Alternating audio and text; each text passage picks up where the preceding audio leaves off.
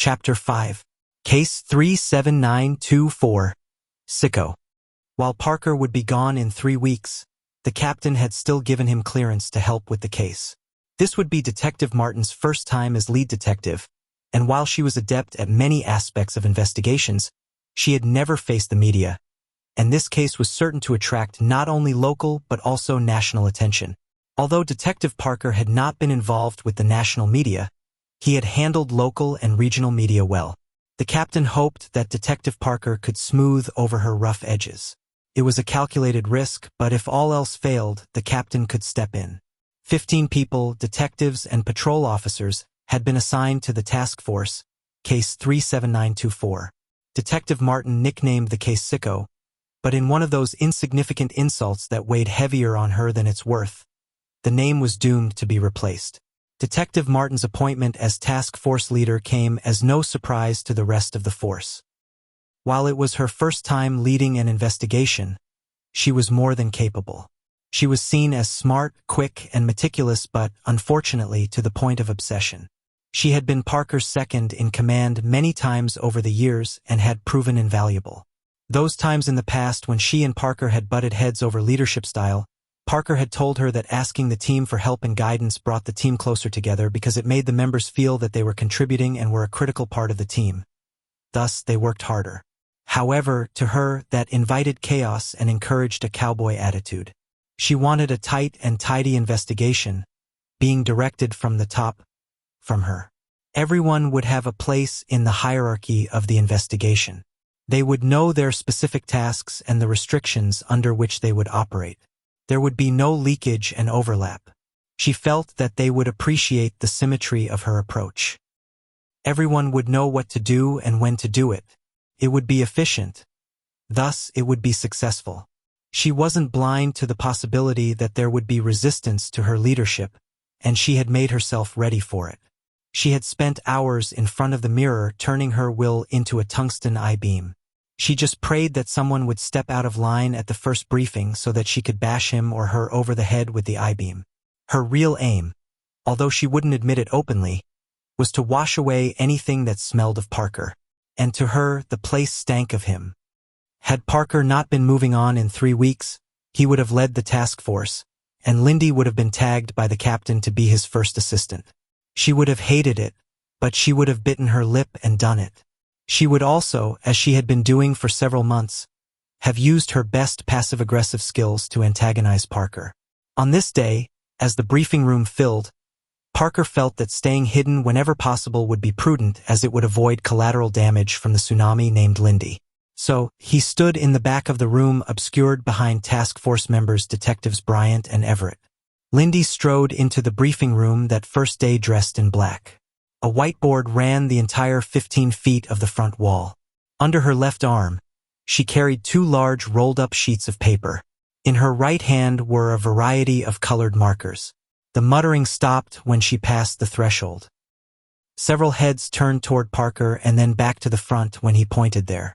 She squared off in the front of the room as if she expected a shootout with the task force. "I hope you are ready for a change because it starts now. We will be doing things differently from now on. There will no longer be a haphazard approach to our investigations. They will be orderly, not chaotic. Each of you will know precisely what you are to do and not to do. I will be kept informed the entire time. I expect text messages to come in every 2 hours. Joanne will be coordinating that. You will text her with your progress, and she will update the website we have constructed for this case. You will have the login instructions and the password in the handout that you will get at the end of today's session. You are expected to use your smartphone to log onto the site at least 3 times a day, once before 8 a.m., once between 1 and 2 p.m., and once between 5 and 6 p.m. Of course, you are strongly encouraged to text more often and check the site more often." She paused. "You will talk to no one outside of the people in this room about the case. There's going to be a lot of media attention, and I don't want any of what goes on in here to get out. Is there anyone here who doesn't understand? If you are unable to do this, I'll ask the captain to remove you. If you violate this, I will not hesitate to send you to Captain Johnson for disciplinary measures. What is talked about in here stays with us, no one else. Bryant turned to Everett and quietly muttered, "Do you think there is a certain amount of flair we need to wear? Is 15 enough?" The muttering was a little too loud and Everett's laugh was way too loud. For those who recognized the reference to the classic movie, Office Space, snickering rolled through the room. For those who didn't, they would have to laugh because others were laughing. With the first salvos delivered and the band of mostly men holding back laughter, a hand rose. It was 6'2" Detective Wright, a man with biceps as big as most men's thighs, and shoulders broad enough to carry an ox's yoke. He considered himself wittier than he actually was, and he was sometimes oblivious to social conventions. He was also prone to speaking before his brain had processed the comment. He claimed, jokingly, that on those occasions an ancestor, a Cowlitz warrior, had possessed him. He actually was 3/8 Cowlitz Native American. In time, the possession became a running joke. Whenever anyone blurted out something that they regretted, they claimed possession by Wright's Cowlitz warrior. While she didn't hear the specific comment, Detective Martin heard the muffled laughter and it stung. "Let's keep this orderly," she barked. "I'll take all questions at the end of the presentation." Wright's hand stayed up. "I said at the end," she curtly ordered and ignored the hand. She grabbed the first rolled-up sheet and let it unfurl. While she fastened it to the center of the whiteboard, Wright spoke. "I just wanted to know if it will be permissible to do some actual investigating between texting and checking the website." The room laughed. Detective Martin's prayer had been answered. She stopped, calmly fastened the last corner, and then faced the task force. "Detective Wright, the captain will assign you to another case." "No, that's all right, Lindy. I'm fine." "That's Detective Martin and you're not fine. Get out." She thrust her finger toward the door. As she did, she noticed a familiar figure standing just a few feet outside the room. Her anger spiked. "Look, I was just—" Wright stuttered. Detective Martin edged near a rapid boil. "Why are you still here?" Frozen in disbelief, Wright stared at her. She glared back at him and, boiling over the edge, steamed, "Leave now." Parker was looking for a corner in which to hide. None were close, so he shrank into a chair. Amid the laughter, which quickly turned to gasps of disbelief, Detective Wright rose, presented Detective Martin with an expression that shifted between perplexity and anger, and walked out of the room slamming his hand on the doorjamb. As Wright exited, a man who had been lingering outside the room walked up to him. The man carried 200 pounds of soft flesh on a 6'2" frame. His jumble of medium-length curly brown hair had few gray hairs sprinkled near his temples. His hairline was receding, and while he didn't have a full comb over, he had moved his hair around to cover the sparser areas. He dressed in faded, old jeans and a blue plaid shirt that he hadn't bothered to tuck in. Wright recognized him immediately and greeted him with a smile and a handshake. "L.A. good to see you." Lionel Arlington Skinner was a friend to everyone in the department, especially Detective Parker, which meant he wasn't Detective Martin's friend.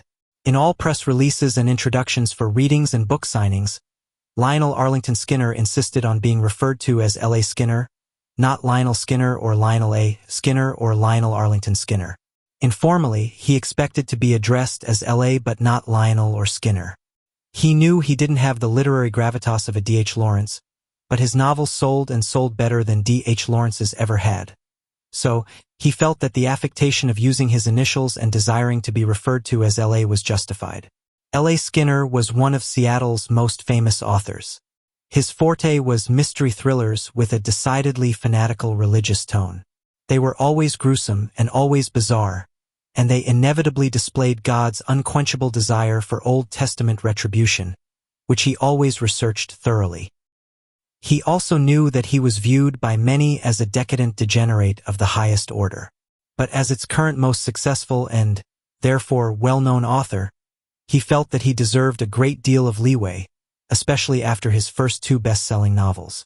He answered his agent's pleas for consistent production with his favorite response, "Look, I don't need the money yet. My pocket's full." If the pleas continued, he would simply let the battery run out. When he was sober and writing, he could often be found hanging around the homicide department, especially Parker's office. He'd press Parker and the other detectives for details of an investigation and profiles of suspects, which he would then fictionalize in his novels. He had made friends among some of the detectives by including their names and mannerisms in his novels. He never wrote about them disparagingly, and even though he fictionalized composites of the cases, he never divulged information about a case that was under investigation. So, in time, he could rely on getting interesting inside information that made his novels more engaging. On the other hand, he was also no stranger to the police department's ink blotter and holding cell either. Inevitably, after several days of debauchery and brain baking, he would be picked up in the dead of night wandering the back alleys searching for God and praying for salvation. The police had come to make exceptions for his peccadillos. They wouldn't charge him. Instead, he would be placed alone in a cell where he would fall to his knees, weep, and beg God for forgiveness. For the rest of the night and into the morning, he would either recite or read passages from the Bible, which the officers kept on hand for him. To them, he was basically a harmless man with a penchant for the nightlife and self-indulgence, which was inevitably followed by religious recovery, all at which he excelled. Once again, his funds had run low, and as soon as the gruesome murder hit the Seattle Times front page, he, after what had become a typical night of his favorite pastimes, trudged his weary carcass to homicide to scrape together tidbits for a novel. LA expected the warm greeting, firm handshakes, and playful ribbing that had become standard when he entered the homicide department. Instead, he stepped out of the elevator into an empty room. He found himself watching with amusement as Wright slammed his hand on the door jamb. Skinner quickly trotted over to Wright. What the hell was that all about? I think she turned into a werewolf. She used to be nice, at least some of the time, mostly during the time when she was with Parker. Now, she wants to tear your guts out and wear them as a symbol of pride. And if you mention his name, be prepared for decapitation or at the least neutering. I thought Parker always took the lead on the weird cases. Not this time. He's just another member of the task force. She's supposed to be his replacement. Replacement? Why? Parker's leaving for the FBI. Really? With her in charge? That puts a giant wrench in my plans. Yeah, she put more than a wrench in mine. It's more like a vice grip around my ballsack. Skinner cringed and chuckled out, "Ouch!" Homicide department, especially Parker's office. He'd press Parker and the other detectives for details of an investigation and profiles of suspects, which he would then fictionalize in his novels. He had made friends among some of the detectives by including their names and mannerisms in his novels. He never wrote about them disparagingly, and even though he fictionalized composites of the cases, he never divulged information about a case that was under investigation. So, in time, he could rely on getting interesting inside information that made his novels more engaging. On the other hand, he was also no stranger to the police department's ink blotter and holding cell either. Inevitably, after several days of debauchery and brain baking, he would be picked up in the dead of night wandering the back alleys searching for God and praying for salvation. The police had come to make exceptions for his peccadillos. They wouldn't charge him.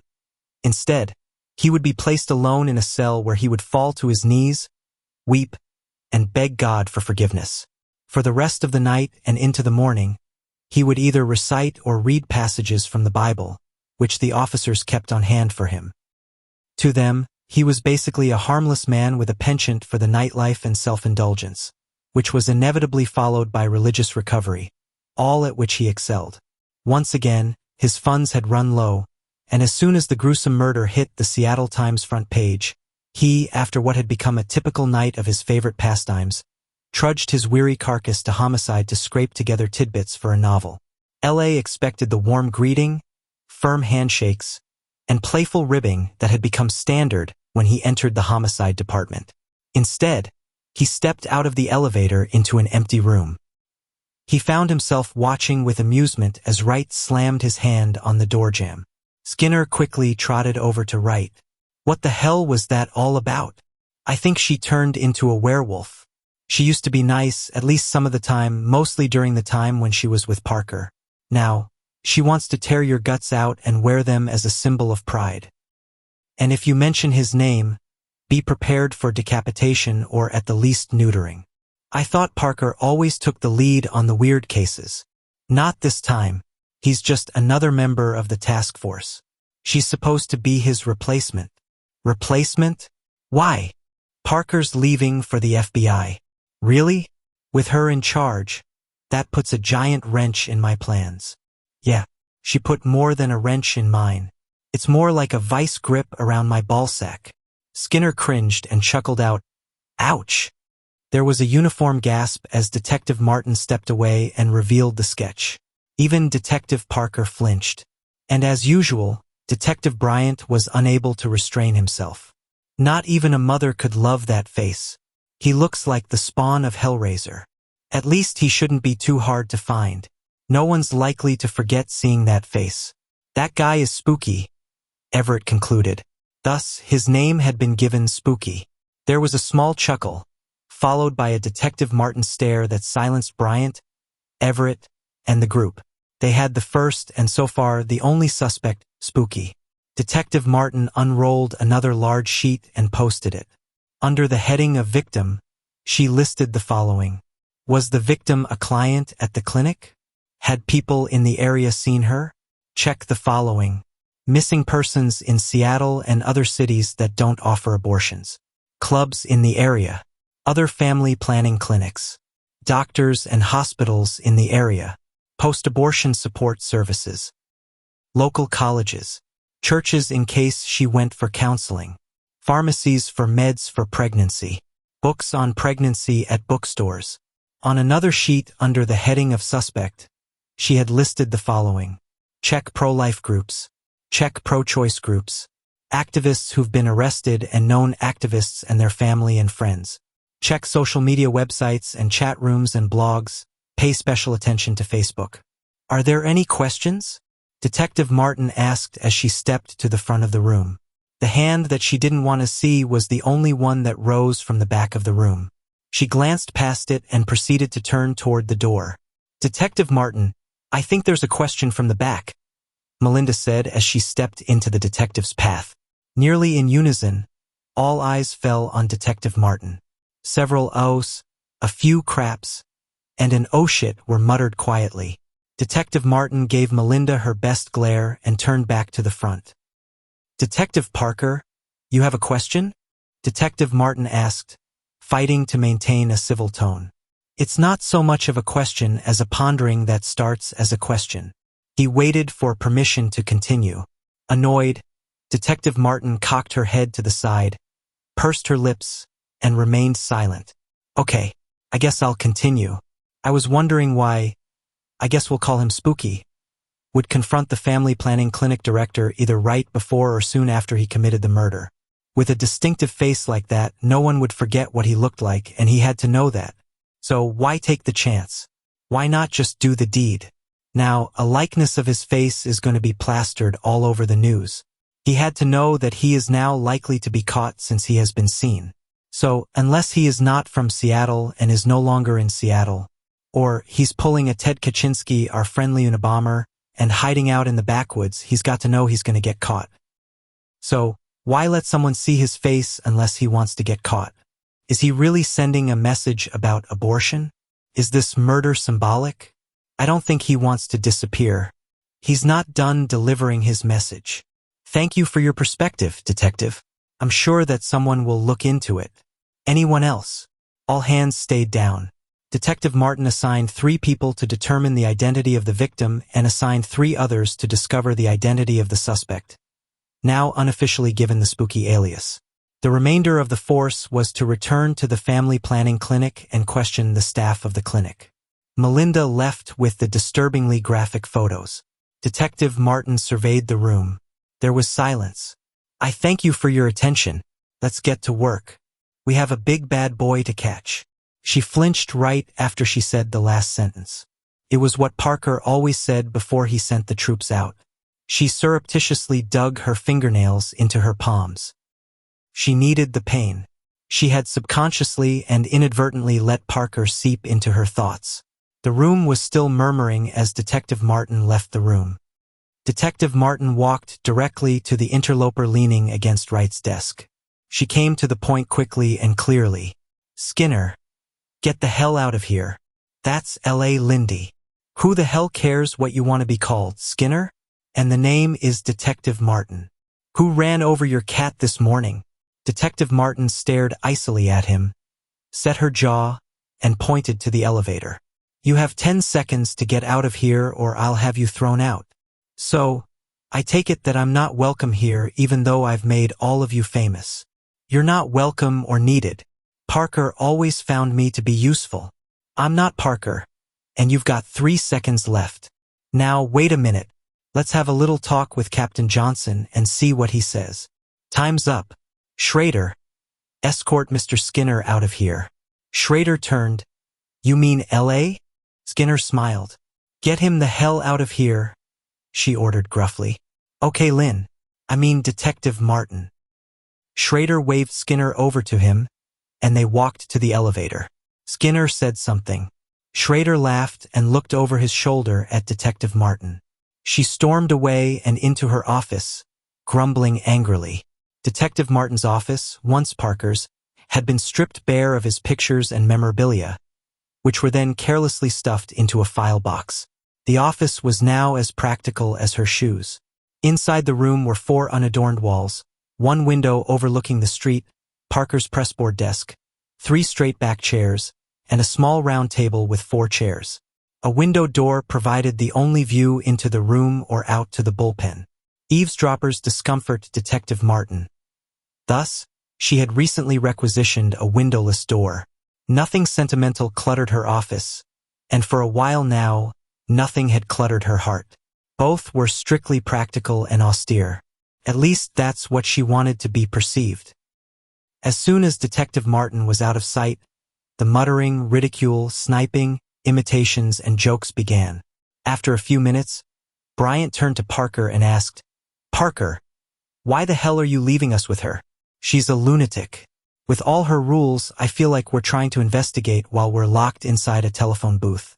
Can't you go to the captain and get him to put a leash on the beast? Expecting a solution, the rest of the faces had turned to Parker, who was still sitting at the back of the room. He stood. Look guys, give it a chance. She does things differently, but it doesn't mean it's wrong or that it won't work. Just give her support and help her through this. It's her first case as task force leader. It's tough the first time. You had the same reaction to me. Sergeant Connors insisted. No, it wasn't the same. So, why did you give me the name Detective Lotus Blossom? That's because of your Buddhist shit, but at least you didn't put us in a box. When we had an idea, you were always open to it. We had freedom to pursue leads, and we didn't have to check in like we were in kindergarten. Try going along with her. You may end up liking it. Hell, it will probably work fine. She's got a lot of experience. Parker, she's already out of control. She booted right out within the first few minutes. Shit, we need him. You might as well get used to it. It's not going to change. It might if we go to the captain. Don't do that. You haven't even given it a shot. Anyway, that's all I have to say. Amid the grumbling, Parker walked out. He turned right and headed down the hall to the stairs. As he passed his office, now Detective Martin's, he heard the doorknob twist and the hinges squeal. Detective Parker, I want to talk to you. Now. He entered and she closed the door behind him. Sit down, she commanded. He went to the chair across from the desk. He could see that volcanic expression of hers grow as she sat. He wondered if it was wise to be in the same hemisphere, let alone sitting directly across from her. He heard a crackling noise and then a voice from the speaker on the intercom. She quickly reached over and shut it off. So, you were listening in. Do you think that's really a good idea? I need to find out who is loyal and who is not. I need to root out the troublemakers. Troublemakers? Give them a chance to adjust. Things take time. Change is difficult. He felt that she should know that better than anyone. She had yet to adjust to the change in their relationship. Maybe she never would. Well, they had better do it quickly. She stood rapidly. The chair slid, hitting hard on the wall behind her. She fastened her eyes on him, leaned forward, and spread her arched fingers. She placed one hand and then the other on the desktop and, bending her arms at the elbow, leaned further forward. It was like watching a tiger preparing to strike. This case is too important. You know that. You're not going to ruin this for me. I won't let you. I was just trying to help. Inviting your friend to eavesdrop doesn't help. It's totally inappropriate. I don't want to see him around here again. I assume you're talking about LA? Who else would I be talking about? Well, I didn't invite him. Well, how did he find out about the investigation? Detective Martin looked suspiciously at him. You know what he does? He listens to the police band. The guys call him. Shit, he has a TV and knows where the on switch is. How the hell do I know? He's been doing this for years. Just keep him away from here. Look, I'm not LA's keeper, and I'm not his only friend here. What can I say? Are people like him? He uses them in his stories. Well, he's not my friend. As far as I'm concerned, he's a nuisance. So, just tell him to stay away from my investigation. Her tight-jawed bark sent waves through her body until she literally quaked with anger.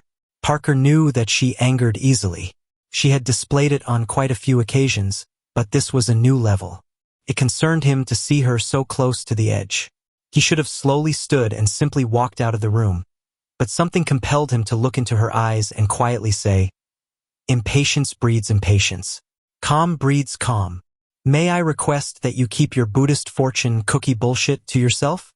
Is that calm enough?" "Sorry, I meant no offense."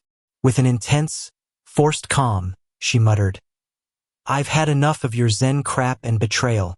You've ruined my life enough. This job is the only thing I have left, and even that you're trying to ruin." "Lindy." Her eyes blazed. She gritted out, "Detective Martin." "Okay," he said sympathetically. "I really think I can help you with the case. There are a few things about Spooky." "You mean the prime suspect?" His sympathy had not softened her. "Yes, I've been thinking about him and I just finished telling you that I don't need your help and some Zen bullshit that you've conjured up while you were meditating on the origin of the universe. And another thing, I don't need you to fight my battles. All that crap about telling the task force to give me a chance. Keep it to yourself. I can take care of myself. I know how to run an investigation, and I don't need to use some mind-melding Eastern crap." Parker stared at her for a moment, gave a sad smile, and shook his head in disbelief. He had reached his limit and sarcastically asked, "May I be excused now?" "Go on, get out." Parker rose, smirked and said, "Live long and prosper, and may the task force be with you." He knew that he was needling her, but while the little piece of Buddhist in him knew that it was inappropriate, the larger piece of sarcastic cynic was doing the talking. He couldn't seem to turn that off often enough even when he knew he should. He was getting better at it, but most of the time he was a mixture of diametrically opposed zen and sarcasm. She pointed toward the door and harshly ordered, "Get out." Packed in her voice was pent-up bitterness and hurt. As he turned, he saw a box behind the door. Thrown carelessly in it were his personal items. The bat on the department softball trophy was broken. The glass in 2 picture frames was splintered. Under a book, he found the china teacup. The teacup that had been passed down from his great-grandmother had been crushed. The handle had broken off completely. Great-grandma had purchased it at the 1907 World's Fair, the Jamestown Exposition. Stained and fragile, the only value the teacup had were the stories that had traveled the 100 years with it.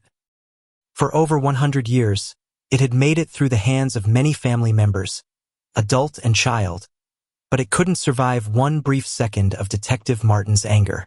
His death challenged his calm. If this had happened 6 years ago, he would have unleashed a string of profanities that would have incinerated her ears and caused her to dampen her panties. Instead, he matter-of-factly said, "When I said just throw my stuff in a box if they're in the way, I didn't mean from 30 feet away." She responded with a stone face. He gazed at Detective Martin for a moment. From the box, he gathered the pieces of the teacup, walked over to her desk and gently placed them on the desk. Slowly, he turned. Step by measured step, he walked to the door, picked up the box of shattered effects and moved through the doorway. 3 paces down the hall, he heard her fist hit the desk. The china pieces were swept across it and finished with a tinkling on the floor. He stopped in time to hear her muffling an angry and barely audible, "Damn him. Why doesn't he just leave? Just get out of my life." The door closed crisply. "Be patient. In 3 weeks, I will be out of your life forever," he whispered to himself. It had taken 2 years to develop their relationship and a mere 2 months for it to be torn down to this. Looking back at their time together, he realized that he had ignored her short fuse and rationalized apologies, because the periodic explosions were closely followed by a reconciliation of unbridled passion and contrition. The warnings that he had ignored had been there, and at the beginning when the passion and regret were new, he could endure it. Even now he sensed that her anger whispered a deeper essential goodness that ached to be heard. He thought that he should have felt at least a little guilty. He would have, but her anger, her caustic resentment, and her growing hate washed away any guilt he might have felt if he ever cared enough to feel it. In essence, her actions had given him justification for leaving her behind. He had discovered that he didn't possess the endurance to have this kind of person in his life. It was a cold, calloused, and measured rationale, and he knew that characteristic was one of his weaknesses. Chapter 6. The King is Dead. Long live the Queen. In the center of Detective Martin's desk the next morning sat a post-it. "See me immediately." It was from Captain Reginald Johnson, the department commander. Immediately, Martin was annoyed. The meeting would ruin the schedule she had meticulously designed. She might be late to the task force, and she saw that as an excuse that the task force would use to defy her authority and show up late in the future. Captain Johnson carried his weight on a body that was too short and too wide and too old. It had been 15 years since he was within even 10 pounds of the upper limits of his ideal weight. During the time that Detective Martin had known him, she had watched him go from a portly man to a coronary patient 5 years ago, to a portly man again. After his coronary, she noticed that he had managed to lose 15 pounds. When she had complimented him on losing weight, he had responded, "Don't worry, I'll find it." Sure enough, she had watched him do it morning coffee and donut by morning coffee and donut. His response to her when she had diplomatically voiced her concern.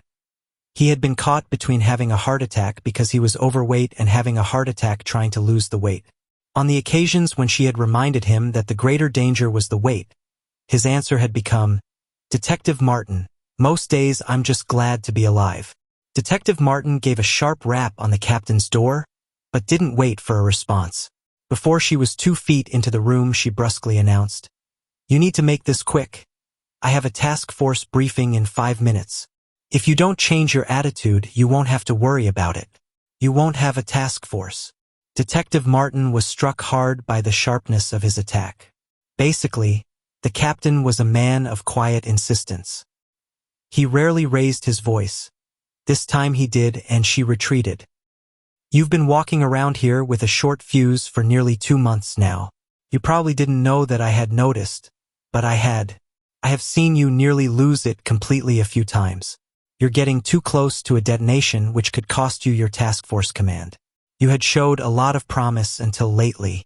I thought this responsibility might put you back on track.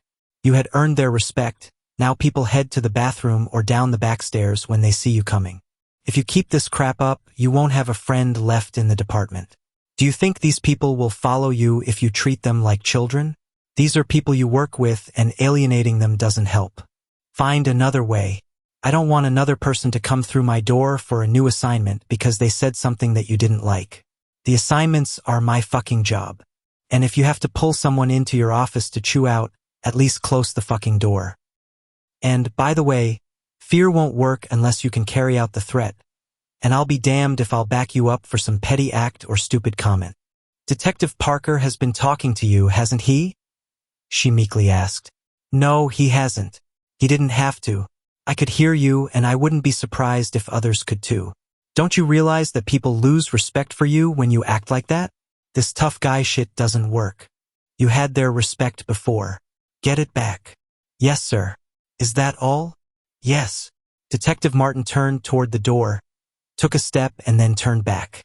"Well, I don't see why he is even on the task force. He'll be gone in a few weeks. Besides, we don't need him. Have you heard a word I've said? Yes, but goo. Detective Parker has no business. Look, I put him on the task force. First, because he's the best at what he does. Second, because the men respect Detective Lotus Petal. A smile accompanied the nickname. Third, because this is your first time leading, and you'll make mistakes, and he's our most experienced leader. He can help. Detective Martin bristled at the notion that the captain anticipated that she would make mistakes. To her, it meant that he didn't have faith in her abilities, and that she wasn't up to the task. More importantly, she didn't need or want Parker's help. She pushed down her anger and calmly said, I don't need nor do I want any. Listen to me very carefully. The captain interrupted. You work with these people. You are not their monarch. And for your information, you have this leadership opportunity because Detective Parker recommended you. He said that you were ready, and that your recent questionable attitude was an aberration, and that it would change once you were given the responsibility. So, I didn't get this on my own? No one gets a position like that on their own. Normally, I meet with the administration, and we come to a consensus. But since Parker recommended you, we decided to go with it. Now, I'm wondering if his feelings for you clouded his judgment. He has no feelings for me. Is that the crux of the problem? Is that why your attitude has gone down the shithole?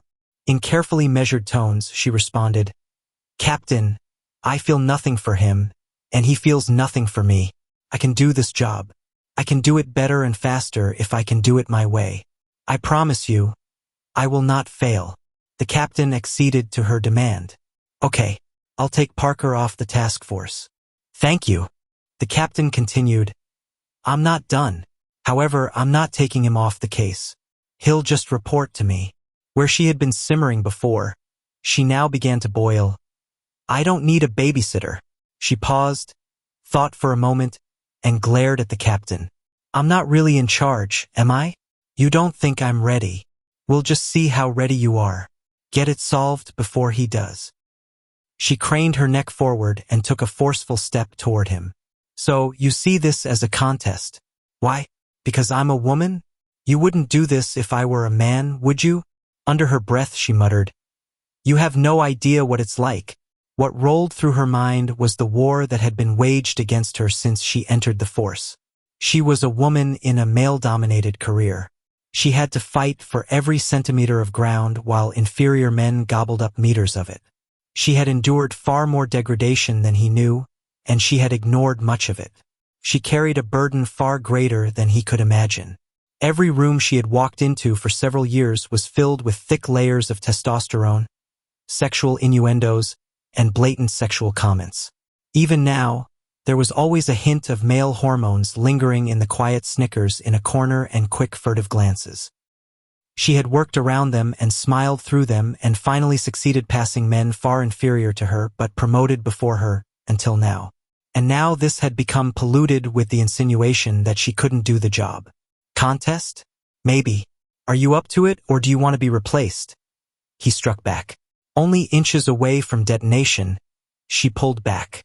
The job was more important to her than venting her distaste for his attitude. Hell, men's attitude. Oh, I'm up to it. We'll see. So how many resources is he going to drain from the task force? How many men is he going to take? None. Now take care of your task force and tell Parker I want to see him. He waved his finger toward the door. Go. Detective Martin left determined, tenacious, and insulted. But it didn't matter. This was the hand she had been dealt, and she would have to live with it. She had to prove that she could do the job. To her, it was more than a challenge. Winning was a declaration of her independence and a proclamation of her ability. Detective Martin was 3 steps out of the captain's office when the black sheet fell over her eyes. She stopped and felt for the wall. The darkness stayed longer, and glaring light penetrated deeper, driving the pain deeper. Detective Martin, are you all right? Detective Martin. Detective Martin. The pain subsided, and Detective Martin's vision cleared to a slight blur. She had recognized the voice. It was Joanne's. She had been waiting, as she had been told, outside Detective Martin's office. I'm fine. Just a little dizzy. And then she lied. I guess this is what happens when you don't eat. Let me get you some coffee and something to eat. Hopefully something other than donuts. No, I'll be fine. Did anyone else see? No. They're all waiting in the briefing room. Detective Martin balanced herself. I really think you should sit down for a minute and have something to eat. No reason to take a chance, Detective. I'll bring it to your office, Joanne said. I've got a briefing to give in a few minutes, and I can't be late. It'll just take a little while, and you don't want to black out during the briefing. Okay. I'll be back in a minute. Detective Martin went to her office, and within the minute, a paper cup of coffee and a rare find, a banana, were sitting in front of her on the desk. I'll let you eat in peace.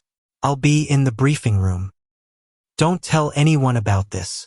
Of course. Detective Martin took a deep breath and reached for the cup of coffee. The veil of black came again.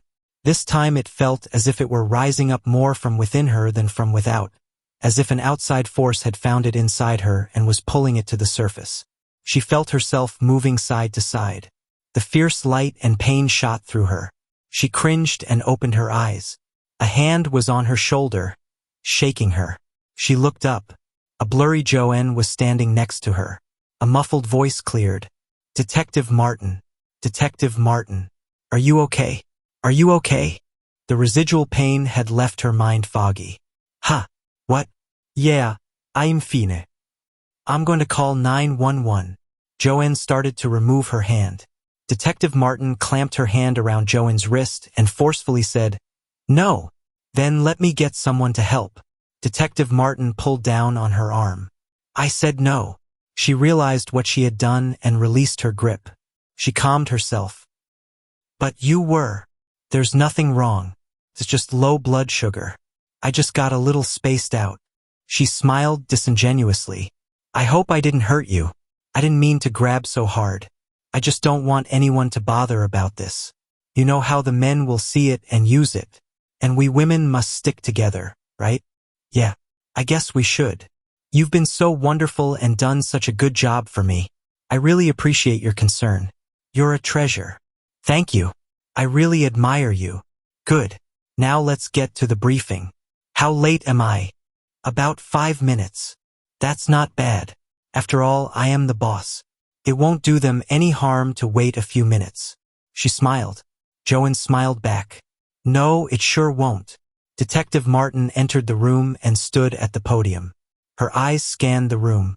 Her eyes fell on Detective Parker, who was seated at the back of the room. She fixed on him for a few seconds, and as she began to resent his presence, she remembered. Detective Parker, Captain Johnson would like to see you right away. Certainly. He wound his way through the chattering group. As he walked in front of Detective Martin, he nodded. She averted her eyes and turned toward the caseboard. Captain, you wanted to see me? Where the hell have you been? I was about to send an expedition to look for you. Didn't Detective Martin tell you that I wanted to see you? Yes. So, what the hell took you so long? I'm rather slow in the morning. I think it's arthritis or lumbago or sloth syndrome. Anyway, I don't know what happened between you two, and to tell the truth, I don't want to know. I just don't want it spilling over onto the case. Seeing the way she's acting now, I don't know why you thought she would make a good leader. I still think that, with a little seasoning, she'll be great. So, you still stand by her? Absolutely. Well, if the task force doesn't reenact mutiny on the Bounty and set her adrift like Captain Bligh, I'll be surprised. Give her a shot, Captain. She'll adjust. You'll destroy her if you take her off this case. This is her chance, and women just don't get chances like this. Besides, there's no one else here who could do a better job. Just don't tell her that I had anything to do with her getting the assignment. Too late. Crap. How'd she take it? Not well. Did she get defensive? Yes, on the verge of being insubordinate. She certainly was angry at you. I don't know what I can do to change things. Every time she sees me, she turns into Hannibal Lecter and looks as if she wants to tear my heart out, grill it under a slow flame, and eat it in front of me. Just stay away from her. That's going to be hard. Not anymore. You're off the task force. What? The captain opened his mouth to speak, but Parker plowed forward with even more force. We've got the most sadistic killer we've ever seen, and I can help. We need everyone on this one. Calm down. I said I was taking you off the task force, not the case. You'll do your own investigation and report to me, and I will keep both of you informed. God, now that I've said that, this is going to be a real pain in the ass. I tell you two to kiss and make up, but I'm afraid you'd get your lip bitten off. Does she know that I'm still on the case? Yes, she knows that you're off the task force, but you're still on the case. I challenged her to come up with the killer before you do. That may not have been wise.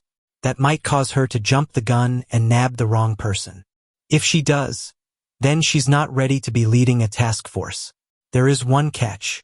She keeps all of her resources. All? I get nothing? If you can't live with that, I can take you off the case. It bothered Parker that she might fail, but it bothered him even more that the killer would not be caught and would kill again. No, I'll be fine.